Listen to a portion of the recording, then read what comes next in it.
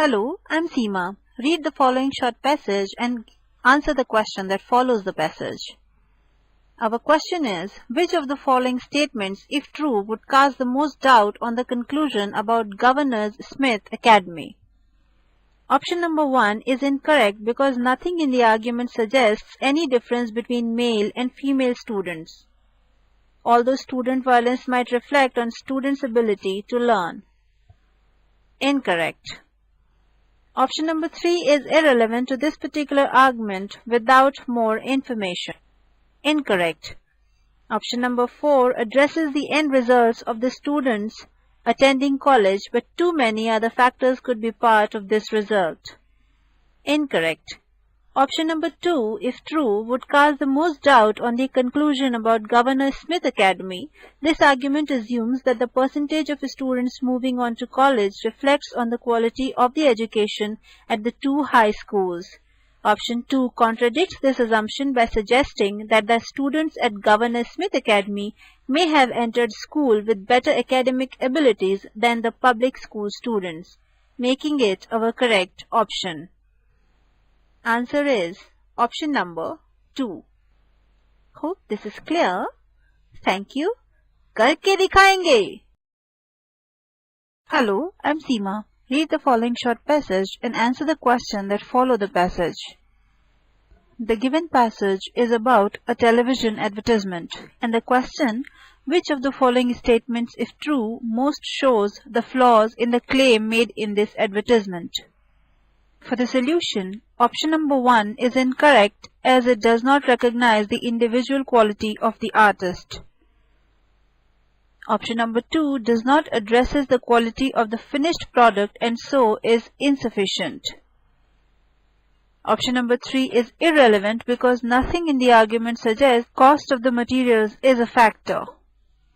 Option number 4 is the correct option because if true, it most shows the flaw in the claim made in this advertisement. This argument depends on the assumption that the quality of an artist's material leads directly to the quality of the finished product and that no other factor is involved.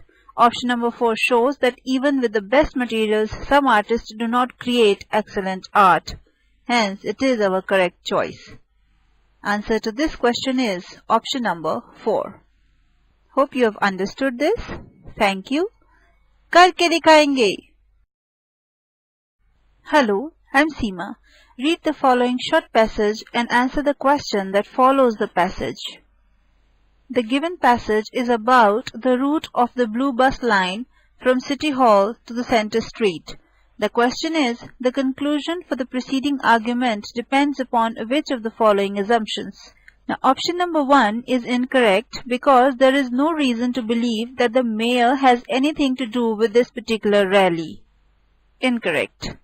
Option number 2 is also incorrect because the argument merely says that the route discussed is the best route, not the only route. Incorrect. Option number 4 is not correct because it is directly related to the argument. Correct. Option number 3 is the required option as this argument concludes that additional token vendors are necessary as a result of the rally.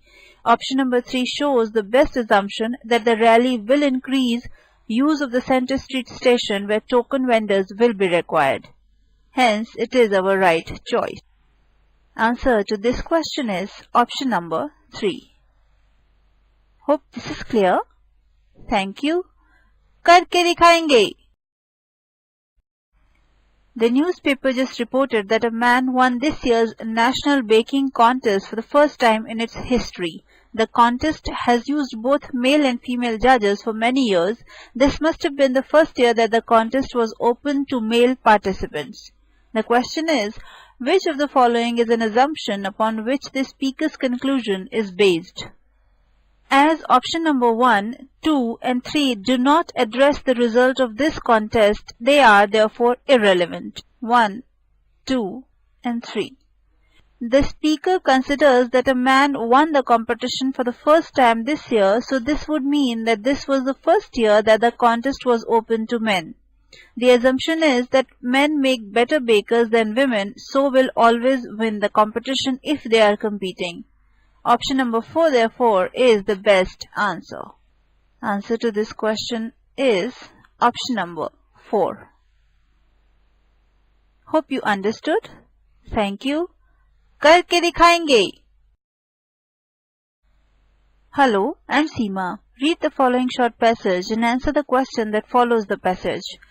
Today is Tuesday and yesterday was Monday. Therefore, tomorrow will be Wednesday. Question. This speaker's conclusion depends on which of the following assumptions? Option number 1, 2 and 4 are all true statements using the standard calendar.